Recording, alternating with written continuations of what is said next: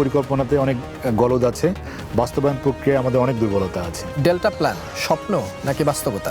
বাস্তব ভিত্তিক একটা দর্শন, তবে এটা বাস্তবায়ন না করলে এটা সুফল পাওয়া যাবে না। ঢাকা বাঁচানো সম্ভব নাকি অনেক দেরি হয়ে গেছে? বাঁচানো সম্ভব, তবে সিদ্ধান্ত খুব দ্রুত নিতে হবে। ভবিষ্যতের বাংলাদেশ আশাবাদী নাকি সতর্ক? আমি অবশ্যই আশাবাদী, তবে সতর্কতার সাথে আশাবাদী। ছোট ছোট কয়েকটি প্রশ্নের উত্তর নিতে চাই, তারপর হয়তো শেষ প্রশ্নটি করব। ঢাকা বাঁচানো সম্ভব নাকি অনেক দেরি হয়ে গেছে? বাঁচানো সম্ভব, তবে সিদ্ধান্ত খুব দ্রুত নিতে হবে। জলবায়ু সবচেয়ে বড় হুমকি নাকি ব্যবস্থাপনার সংকট? হুমকি তো বটেই, ব্যবস্থাপনার দুর্বলতার কারণে এটা দুর্যোগে পরিণত হয়। বাংলাদেশ পরিকল্পনা বেশি, বাস্তবায়ন কম। পরিকল্পনাতেও নগর পরিকল্পনাবিদের পয়েন্ট অফ ভিউ থেকে বলেছি, পরিকল্পনাতে অনেক গলদ আছে, বাস্তবায়ন প্রক্রিয়ায় আমাদের অনেক দুর্বলতা আছে। ডেল্টা প্ল্যান স্বপ্ন নাকি বাস্তবতা? বাস্তব ভিত্তিক একটা দর্শন, তবে এটা বাস্তবায়ন না করলে এটা সুফল পাওয়া যাবে না। জলাবদ্ধতা প্রাকৃতিক নাকি মনুষ্য সৃষ্ট? মনুষ্য সৃষ্ট। এআই সুযোগ নাকি নতুন বৈষম্য? সুযোগ, তবে এই প্রক্রিয়ায় আমাদের সবাইকে সম্পৃক্ত করে এটার যে অ্যাডভান্টেজ, সেই অ্যাডভান্টেজ নেওয়ার প্রাতিষ্ঠানিক রূপরেখা ঠিক করতে হবে। ভবিষ্যতের বাংলাদেশ আশাবাদী নাকি সতর্ক? আমি অবশ্যই আশাবাদী, তবে সতর্কতার সাথে আশাবাদী।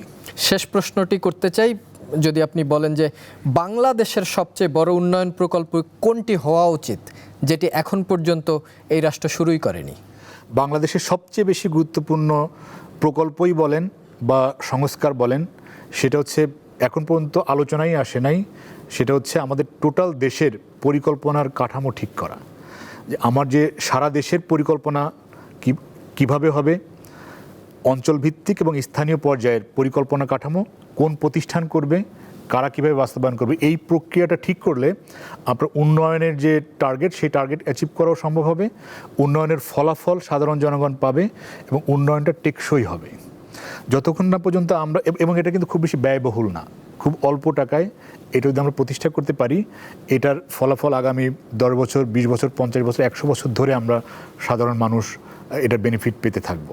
এইটাই সবচেয়ে গুরুত্বপূর্ণ প্রকল্প বলে আমি মনে করি। এবং আমি যদি দায়িত্ব পেতাম বা আমার যদি দায়িত্বপ্রাপ্ত কোনো ব্যক্তির সাথে সাক্ষাৎকারের সুযোগ হয়, আমি এই বিষয়টি ব্যাখ্যা করে বলবো। নিশ্চয়ই আমাদের এই আলোচনা এই টেলিভিশনের মাধ্যমে বা সামাজিক যোগাযোগের মাধ্যমে দায়িত্বশীল ব্যক্তিদের কাছে পৌঁছবে এবং তারা নিশ্চয়ই বাংলাদেশের ভবিষ্যৎ নিয়ে চিন্তা করবে, যেখানে জলবায়ুর যে চ্যালেঞ্জগুলো রয়েছে বা আমাদের নগর পরিকল্পনার যে চ্যালেঞ্জগুলো রয়েছে, সত্যিকার একাডেমিক লোকজনকে নিয়েই সেই বাংলাদেশ গড়ার জন্য এগিয়ে যাবে তারা। তাহলেই নিশ্চয়ই প্রধানমন্ত্রী যেভাবে বলেছেন আই হ্যাভ এ প্ল্যান, সেই প্ল্যান হয়তো বাস্তবায়ন হবে এবং পরবর্তী রাষ্ট্র কাঠামোতে যারা আসবেন তারাও নিশ্চয়ই বাংলাদেশ রাষ্ট্রের জন্য এই পরিকল্পনা মাফিক কাজ করবে। শুধু একাডেমিক না, একাডেমিক পেশাজীবী এবং সংশ্লিষ্ট যারা আছেন সবাইকে নিয়ে।